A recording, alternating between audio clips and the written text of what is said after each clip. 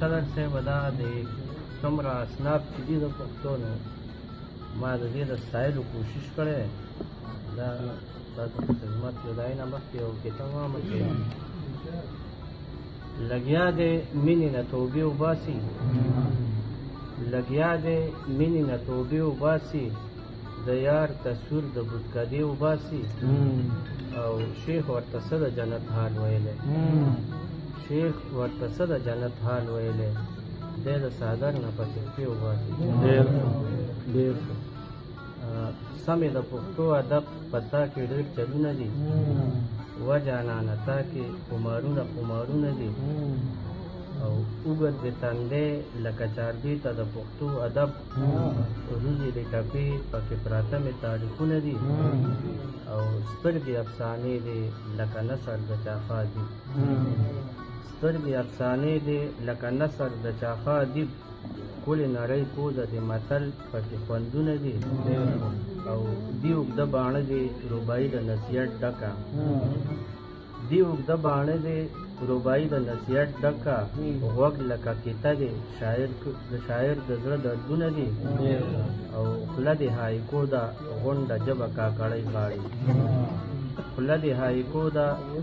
خوږه ژبه کاکړۍ غاړي شونډې د کیسه ده شاعر کړي کمالونه دي او زنه غونډه منډه ناتیه د مزېداره ده زنه غونډه منډه ناتیه د مزېداره ده شین خال مرثیه ده پکې سخت ښکلي رنګونه دي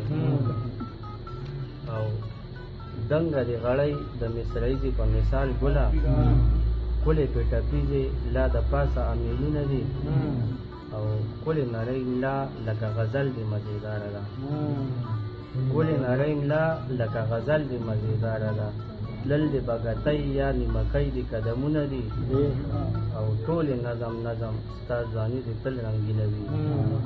ټولې نظم ستا ځواني د تل رنګینه وي کړي هر شاعر په تا څه ښکلي کوششونه دي او راغله ماهیه دا لا چا نوی صنف راوړلو راغله ماهیه دا لا چا نوی صنف راوړلو لوبه هم بدله کړي د څه ښکلي فکرونه دي او کومه یو خبره ده چې ستا په ذات کې نشته دی کومه یو خبره ده چې ستا په ذات کې نشته دی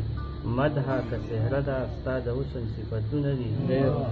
او لیکي مرکبت ثاني پتا تا ته حیرانه دی لیکي مرکبت ثاني پتا تا ته حیرانه دی ته یې د پښتو ادب پتا کې ډېر خوندونه دي